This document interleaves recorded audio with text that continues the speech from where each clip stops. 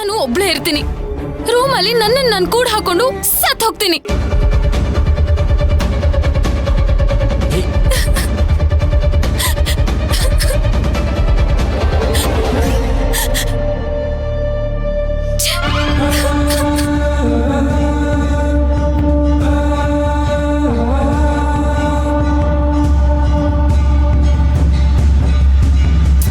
ಯಾಕೆ ನಿಮಗೆ ಯಾರಿಗೂ ಅರ್ಥ ಆಗ್ತಿಲ್ವಾ? ಏನೇ ಆದ್ರೂ ಇದು ತೀರಾ ಅತಿ ಆಗ್ತಿದೆ ದಮಯಂತಿ. ಏನ್ ಹೇಳ್ತಿದ್ದೀರಾ ಅತ್ತೆ? ಇಷ್ಟಕ್ಕೆಲ್ಲ ಕಾರಣ ಅಗಸ್ತ್ಯ ಅನ್ನೋದು ನಿಮಗೂ ಗೊತ್ತಿದೆ ತಾನೆ? ಅಣ್ಣ ಹೇಗ್ ಕಾರಣ ಆಗ್ತಾನೆ? ಅವ್ನ್ ಯಾವತ್ತೂ ಚಾಯ್ನ ಪ್ರೀತಿಸೇ ಇಲ್ಲ. ನೀನ್ ಮಾತಾಡದೆ ಸುಮ್ನೆ ಇದ್ರೆ ನಿನಗೆ ಒಳ್ಳೇದು. ಏಯ್, ಈಗ ಸಮಾಧಾನ ಆಯ್ತಾ ನಿನ್ಗೆ? ಆಸ್ಪತ್ರೆಯಲ್ಲಿ ಎಲ್ರ ಮುಂದೆ ದೊಡ್ಡದಾಗಿ ಮಾತಾಡ್ತಿದ್ಯಲ್ಲ, ಇಲ್ಲಿ ಹೀಗ್ ಮಾಡ್ತಿದ್ಯಲ್ಲ. ಏನ್ ಹಾಗ್ ನಿಂತ್ಬಿಟ್ಟೆ? ಛಾಯಾ ಆವೇಶದಲ್ಲಿ ಏನಾದ್ರೂ ಮಾಡ್ಕೊಂಡ್ಬಿಟ್ರೆ ನೀನಲ್ಲ, ಈ ಮನೆ ಮಗ ಅನುಭವಿಸ್ಬೇಕಾಗತ್ತೆ.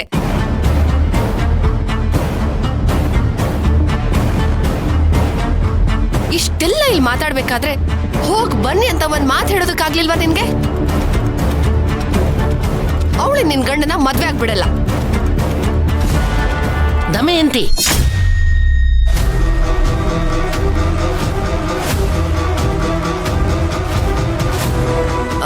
ಅತ್ತೆ, ನನ್ ಮಾತಿನ ಅರ್ಥ ಅದಲ್ಲ. ಛಾಯನ್ ಮನ್ಸಿಗೆ ಸ್ವಲ್ಪ ಸಮಾಧಾನ ಆಗೋವರೆಗೂ ನಾವಿದ್ನೆಲ್ಲ ಮಾಡ್ಲೇಬೇಕು. ಬೇರೆ ಆಪ್ಷನ್ ಇಲ್ಲ ಅತ್ತೆ. ಇರಬಹುದು. ನೀನ್ ಭಕ್ತಿನಿ ಯಾಕಂತಿದ್ಯಾ ಅಂತ ಗೊತ್ತಾಗ್ತಾ ಇಲ್ಲ. ನಮ್ ಭಕ್ತಿ ಇಲ್ಲಿ ತನಕ ಈ ವಿಷಯವಾಗಿ ಒಂದ್ ಮಾತನ್ನು ಆಡ್ಲಿಲ್ಲ. ಅವಳಾಗ್ ಮಾತಾಡ್ತಾಳೆ? ತನ್ ಮಾತನ್ನೆಲ್ಲ ಆಡೋದಕ್ಕೆ ಅಚಿಂತ್ಯನ ಬಿಟ್ಟಿದ್ದಾಳಲ್ಲ. ಅಲ್ಲಮ್ಮ, ಅಚಿಂತ್ಯ ಮಾತಿಗೆ ಭಕ್ತಿ ಯಾಕೆ ಕಾರಣ ಆಗ್ತಾಳೆ? ಇದ್ ನನಗೆ ಅರ್ಥ ಮಾಡ್ಸೋದಕ್ಕಾಗಲ್ಲ. ಅಗಸ್ತ್ಯ, ಛಾಯನ್ ಮನಸ್ಸು ಮೊದಲೇ ಸರಿಯಾಗಿಲ್ಲ. ಆತರದಲ್ಲಿ ಅವಳೇನಾದ್ರೂ ಅಪಾಯ ಮಾಡ್ಕೊಳ್ಳೋದಕ್ಕಿಂತ ಮುಂಚೆ ಅವಳಿಗೆ ಸಮಾಧಾನ ಮಾಡಿ ಆಚೆ ಕರ್ಕೊಂಡು ಹೋಗು.